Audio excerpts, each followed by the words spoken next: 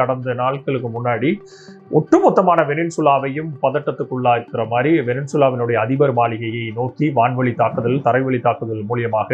அதனுடைய அதிபர் நிக்கோலஸ் மோட்ரோவையும் அவருடைய மனைவியையும் கடத்தி கொண்டு போய் அந்த தாக்குதல் மூலியமாக கடத்தி கொண்டு போய் இன்றைக்கு யுனைடெட் நேஷன்ஸோடைய சார்ட்டர் அத்தனையும் புறந்தள்ளி விட்டு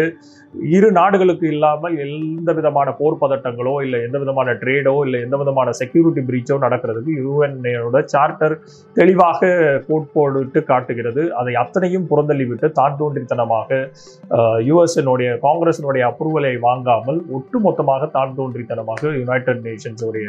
சார்ட்டரை குழி தோண்டி புதைத்து விட்டு இன்றைக்கு வெனின்சுலாவினுடைய அதிபரை கைது செய்திருக்கிறது ட்ரம்பினுடைய அட்மினிஸ்ட்ரேஷன். இதை ஒட்டுமொத்த உலக நாடுகளும் இன்றைக்கு தரைத்தளத்துக்கு வந்து போராட்ட களத்துக்கு மிக முக்கியமாக வந்து கொண்டிருக்கிறார்கள். ஏன்னா இது வந்து இன்றைக்கு வெனின்சுலாவுக்கு நடக்குது, இதற்கு முன்னாடி ஈராக்குக்கு நடந்தது, அதற்கப்புறம் ஈரானை ட்ரை பண்ணார்கள், லிபியாவை ட்ரை பண்ணார்கள், சிரியாவை குழி தோண்டி புதைத்து விட்டார்கள். அப்படிங்கிற பார்வை எதற்காக இருக்குதுன்னா, மிக முக்கியமாக அமெரிக்காவினுடைய பொருளாதார சக்தியை தீர்மானிக்கிற மிக முக்கியமான டாலருங்கிறது இன்றைக்கு வெனின்சுலாவும் சைனாவினுடைய கூட்டணியில அவர்கள் மிக முக்கியமாக சைனாவுடைய யுவானை வைத்து மிகப்பெரிய ஒரு அரசியல் பார்வையும் பொருளாதாரத்தில் அமெரிக்காவை பின்னுக்கு தள்ளக்கூடிய மிக முக்கியமான நாடுகளாக இருக்கக்கூடிய அந்த கச்சா எண்ணெயை வைத்திருக்கக்கூடிய வெனின்சுலா தெள்ளத் தெளிவாக ஒரு சில நடவடிக்கைகளை அமெரிக்காவின்